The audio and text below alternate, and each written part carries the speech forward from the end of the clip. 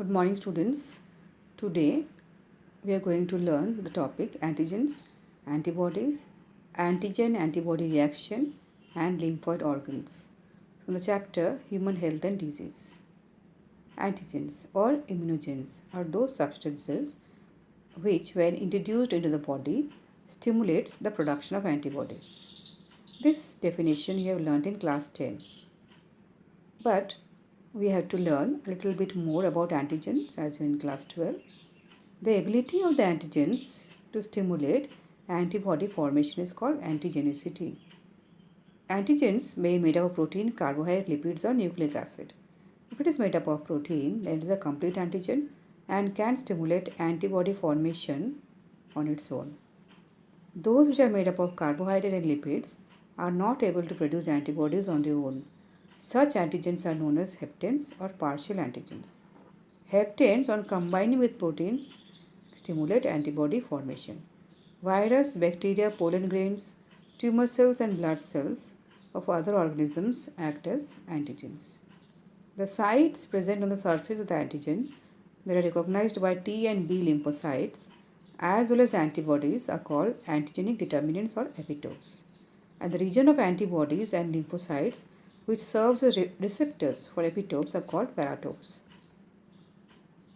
Antibodies. These are serum glycoproteins called immunoglobulins, which are produced in response to antigenic stimulation.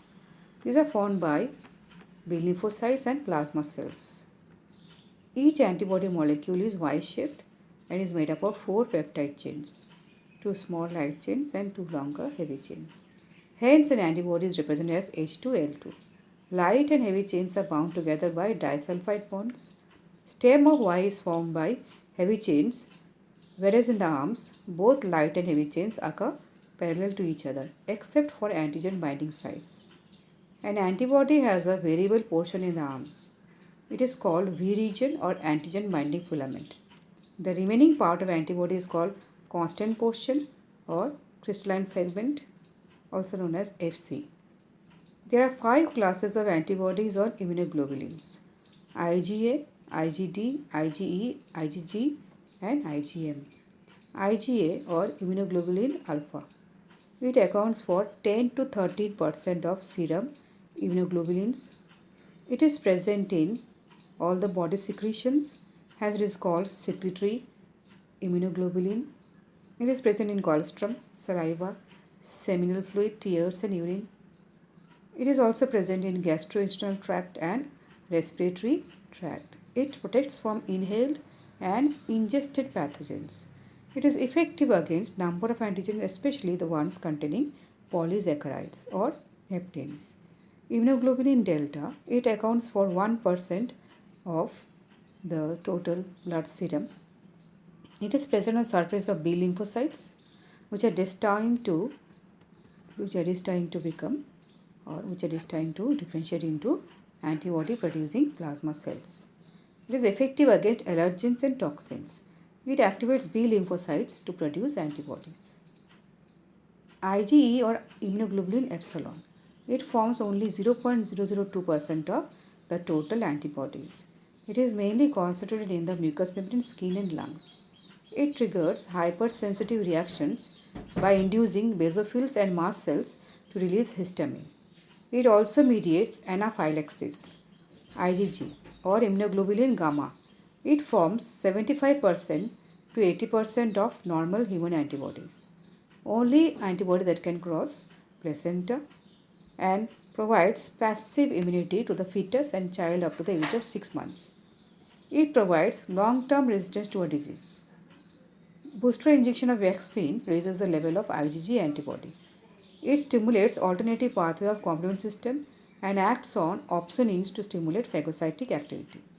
IgM, it forms about 7% of antibodies. It is the largest antibody and earliest to be synthesized by the fetus.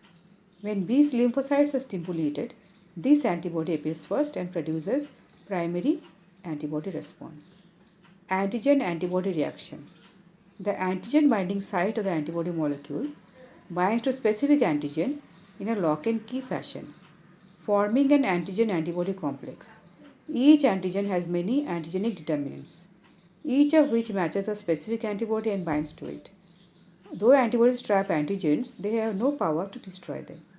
They only tag the molecules for destruction by a special mechanism termed as effector mechanisms. Neutralization. Antibodies cover the specific antigen and change virulent form to non-virulent form. Some antibodies neutralize toxin by acting as antitoxins. Agglutination. Antibodies bind to antigens and cause the clumping or agglutination. This facilitates the destruction by other cells of the immune system. Opsonization or adherence. Antibodies called opsonins gets attached to the surface of antigens. This enhances the recognition and digestion by the phagocytes. Lysins. Lysine antibodies are coming in contact with antigen-containing cells bring about the rupture of the surface covering. Precipitation. Antibodies called precipitins pick up the soluble antigens and form heavy and insoluble complex. Next is immune system in the human body. Human immune system consists of lymphoid organs, tissue cells and soluble molecules like antibodies. Lymphoid organs are those organs where origin, maturation and proliferation of lymphocytes takes place. These are classified in two types, primary lymphoid organs and secondary lymphoid organs. Primary lymphoid organs consist of bone marrow and thymus. Bone marrow is found in the marrow cavities of the bones, which has hematopoietic stem cells and helps in the formation of blood cells including lymphocytes. It helps in the maturation of B lymphocytes. In case of birds, bursa of